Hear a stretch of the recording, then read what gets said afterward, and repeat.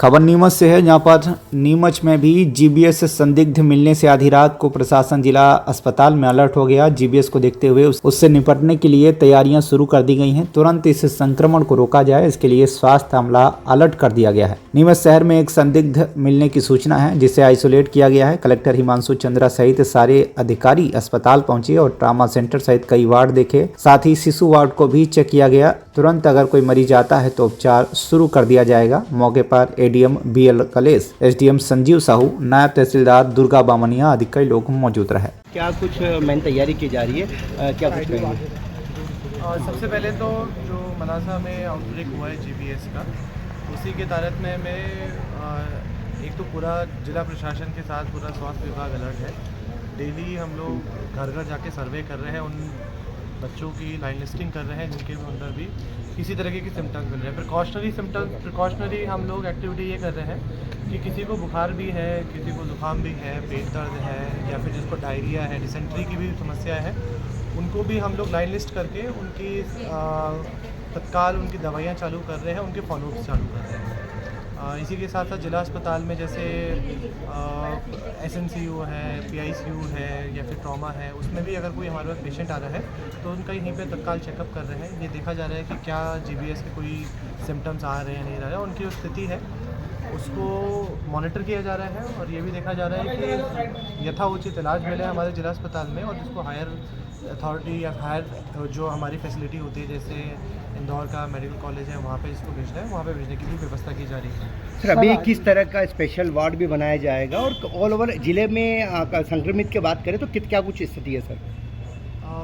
ऐसा संक्रमण की कोई पूरे ज़िले में कोई स्थिति नहीं है। तो जो हमारे यहाँ पे अभी 14 कंफर्म केसेस आए हैं, और कुछ हम लोग खुद अपने प्रिकॉशनरी मेजर से सस्पेक्टेड केसेस रखते हैं ताकि उनका इलाज पैसे ही हो सके, ताकि उनको बीमारी में आगे ना बढ़ सके। सर, अभी जिला अस्पताल में मनासा के मरीजों से भी आपने मुलाकात की है, क्या? मनासा के जो हमारा सिविल हॉस्पिटल है, वहाँ पे एक वार्ड हम तैयार कर रहे हैं जिसमें हम वेंटिलेटर फैसिलिटी भी दे रहे हैं। 3 सीनियर रेजिडेंट ऑफिसर्स डॉक्टर्स जो मेडिकल कॉलेज के हैं, उनको भी हमने वहाँ अपॉइंट किया है। इसी के साथ एक ALS जो एडवांस एम्बुलेंसेज रहती हैं जिसमें वेंटिलेटर सपोर्ट होता है, वो भी हम वहाँ पे परमानेंटली रख रहे हैं कि यदि कोई वहाँ पे पेशेंट आता है और जिसको इमीडिएटली हमें शिफ्ट कराने की ज़रूरत है तो वो भी हम व्यवस्था कर रहे हैं। इसी के साथ जो इम्यूनोग्लोबिन इंजेक्शन रहता है, उसके भी करीब करीब हमारे पास 200 यूनिट्स आज रात तक प्राप्त हो जाएंगी। तो इसको जिसमें भी जीबीएस में जिसको आवश्यकता है, अगर हमें लग रहा है कि कंफर्म केस है सिम्टोमेटिकली, तो उसको भी वो देने की। सर, बच्चों के वार्ड का निरीक्षण किया गया। नीमच और जावत को भी देख रहे हैं, तो नीमच और जावत को भी शहरी क्षेत्र में देख रहे हैं किस प्रकार से यहाँ भी जो सभी शहरी क्षेत्रों में एक हम लोग ये कार्रवाई कर रहे हैं कि सारी टंकियाँ हुई, सारे जो उनके वॉल्स हुए, जहाँ पे सारे चैम्बर्स हुए, उन सब का जांच करा रहे हैं, उन सब का डिसइंफेक्टेशन करा रहे हैं। इसी के साथ साथ जैसे जिंक है या ORS है, ये सारी चीज़ें भी हम लोग डिस्ट्रीब्यूट करा रहे हैं। आयुष विभाग को भी हम कह रहे हैं कि जिसमें जो इम्यूनिटी बढ़ाने की उनके जो काढ़े और उनकी जो चीज़ें रहती हैं, वो भी कल से डिस्ट्रीब्यूशन हम चालू कर देंगे। इसी के साथ साथ हमारा PHE विभाग और जो सभी नगर पालिकाएँ हैं, वो ये सुनिश्चित कर रहे हैं कि पानी कहीं पे भी अस्वच्छ ना आए। सब मनासा में कॉन्वेंट स्कूल के अंदर जो बच्चे हैं, 2 बच्चे उसमें पाए गए हैं, उसको लेकर के नीमच के और जावत के स्कूलों को भी जांच की जाएगी पानी को लेकर, जहाँ बच्चे पानी पीते हो टंकियों को। और ये निर्देश दिए गए हैं कि जितने भी कम्युनिटी एरियाज़ हैं, चाहे वो स्कूल हो, चाहे हमारे मार्केट प्लेसेस हो, इसी के साथ जितने होटल्स हो, खाने पीने की जगह हो, उन सभी को पानी की वहाँ पे जांचें चालू कर दी है हमने। इसी के साथ ये भी सुनिश्चित किया जा रहा है, सभी को निर्देश भी दिए जा रहे हैं कि पानी स्वस्थ साफ़ रखें। पानी के साथ साथ सिर्फ पानी एक व्यवस्था नहीं है, पानी के साथ हम पोल्ट्री पे ध्यान दे रहे हैं, क्योंकि पोल्ट्री भी एक कारण हो सकता है कि बच्चों में ये संक्रमण फैलने का। सर, अभी पॉजिटिव बच्चे अगर आते हैं, चिकित्सालय में भी आपने मुलाकात की सर मरीजों से? जिला चिकित्सालय में भी मनासा संबंधित कुछ केसेस हैं? 2 केसेस हैं जो मनासा से संबंधित है।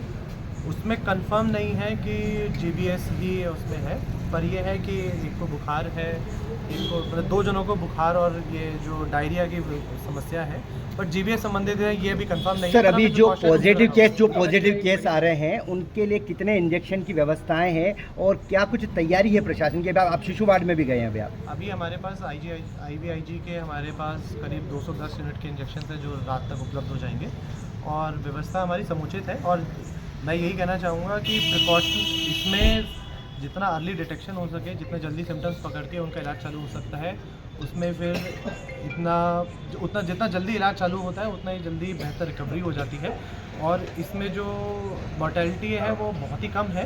तो हम लोग यही कोशिश कर रहे हैं, वार्ड वाइज जो हमारा सर्वे हो रहा है, सभी बच्चों का हम चिन्हांकन करके और उनका जो डेली फॉलोअप्स ले रहे हैं, उससे यही सुनिश्चित कर रहे हैं कि बच्चा जैसे ही हमें पता है कि बीमारी का ऑनसेट हो तो तुरंत उसका इलाज चालू हो जाए, ताकि आगे उसकी जो स्थिति है वो कभी गंभीर ना हो। सर, नीमच में भी कोई मरीज आएगा सामने अभी, जैसे कि जावला कॉलोनी का जो है बाहर 18 दिन की वेंटिलेटर में, ऐसा कुछ जानकारी आई है क्या? हमारे पास अभी एक जानकारी आई थी कि ये कि आइसोलेटेड केस है, तो वो हम उनको फॉलोअप भी कर रहे हैं और उनको जो हम जिस तरीके की एडमिनिस्ट्रेटिव और आर्थिक मदद है हम सभी को दे रहे हैं। अच्छा, असेंबली चंद्रावत में कल मामला आया था, 20 से ज़्यादा बच्चे बताए जा रहे थे, आपकी टीम भी गई थी, क्या अपडेट रहा सर वहाँ का?